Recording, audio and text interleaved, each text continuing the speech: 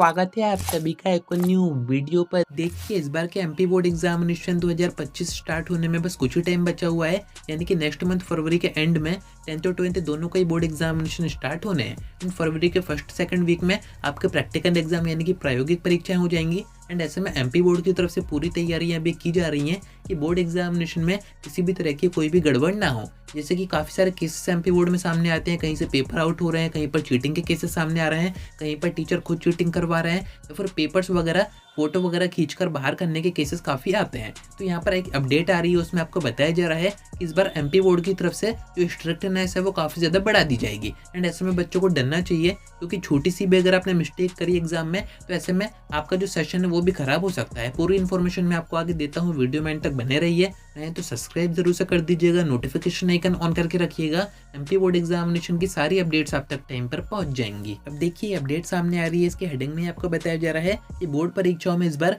विशेष शक्ति की तैयारी की जा रही है, यानी कि एमपी बोर्ड की तरफ से कुछ चीजें यहाँ पर चेंज की गई हैं इस बार, जो कि आपको नीचे इस अपडेट में बताई जा रही है। आप चाहे तो वीडियो पॉज करके पूरी अपडेट पढ़ सकते हैं, बाकी मैं आपको वन बाय वन सारी चीजें बताता हूँ। देखिए फर्स्ट चेंज यहाँ पर यह किया जा रहा है कि जिन टीचर्स के बच्चे यानी कि जिन केंद्र अध्यक्ष के जो बच्चे हैं वो खुद बोर्ड एग्जामिनेशन दे रहे हैं 10th और 12th के, उनको इस बार एग्जाम सेंटर का हेड बनाया नहीं जाएगा। क्योंकि ऐसे केसेस सामने आते हैं कि अगर जिनके बच्चे एग्जाम दे रहे हैं तो टीचर हैं वो यही कोशिश करते हैं कि कहीं ना कहीं से पेपर के जुगाड़ हो जाए, अपने बच्चों को दे दें तो उनके बच्चों के अच्छे नंबर आ जाए। तो यहाँ पर एक चेंज बड़ा एमपी बोर्ड ने यही किया है कि जो भी केंद्र अध्यक्ष बनेगा उनके बच्चे बोर्ड एग्जामिनेशन ना दे रहे हो तभी उनको जो एग्जाम सेंटर का हेड है वो बनाया जाएगा। सेकंड चेंज यहाँ पर आपको बताया जा रहा है कि जो भी टीचर्स हैं जो भी ड्यूटी करेंगे वहाँ पर या फिर आपके जो केंद्र के अध्यक्ष रहेंगे वो अपना फोन वगैरह किसी भी तरह का इलेक्ट्रॉनिक गैजेट, स्मार्ट वॉच वगैरह हो गई, ये सारी चीजें यूज नहीं कर सकते हैं, ना ही अपने साथ रख सकते हैं। यानी कि जैसे ही वो एग्जाम सेंटर पर एंट्री करेंगे तो उनके जो भी फोन वगैरह है, उनके स्मार्ट वॉच है, जिस तरह के भी वो गैजेट है उनके पास में, वो सारे एक रूम में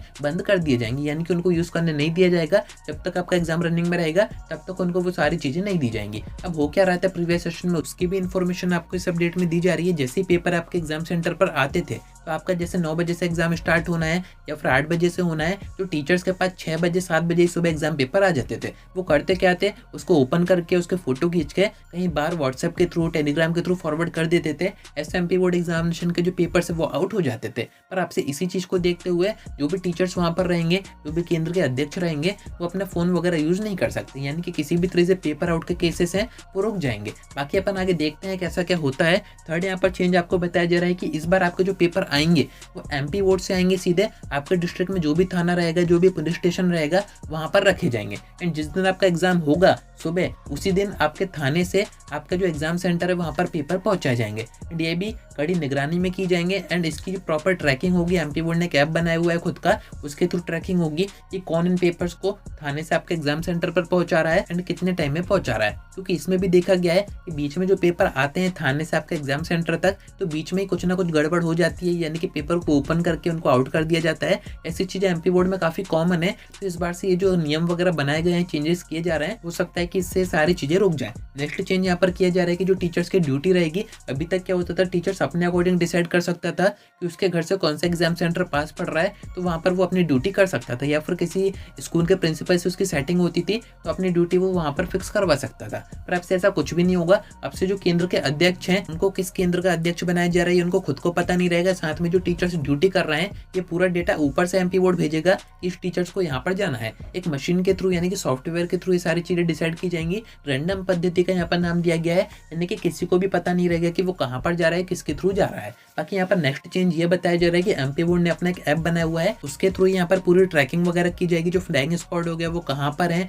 जो टीचर्स है वो कहाँ पर है, आपके पेपर कहाँ से कहाँ जा रहे हैं, ये सारी चीजें एमपी बोर्ड ऐप के थ्रू ही ऑब्जर्व करेगा। तो ये कुछ चेंजेस आपको इस अपडेट में बताए जा रहे हैं जो कि मैंने आपको बताई दिए हैं। बाकी देखिए कुछ और भी चीजें होती हैं जिनका बच्चों को ध्यान रखना चाहिए। अगर बच्चे चीटिंग करते हुए पकड़ाते हैं, उनके पास ऐसा कुछ भी पाया जाता है, तो ऐसे में बच्चों के साथ क्या होता है, अगर आप ये जानना चाहते हैं तो कमेंट करके जरूर से बताइएगा। मैं आपको आगे की वीडियोस में बता दूंगा कि इससे आपका सेशन भी खराब हो सकता है, आपको आगे एग्जाम देने नहीं दिए जा सकते हैं, काफी सारी चीजें होती हैं। आप कमेंट करेंगे तो मैं वीडियो कवर कर दूंगा। तो उम्मीद है कि आपको सारी बातें समझ में आ गई होंगी। इन बातों का ध्यान रखिएगा जो मैंने आपको बताई है। आज की वीडियो में इतना ही। कोई डाउट आता है कमेंट करके पूछ सकते हैं, या फिर आप मुझसे इंस्टा पर डीएम करके बात भी कर सकते हैं।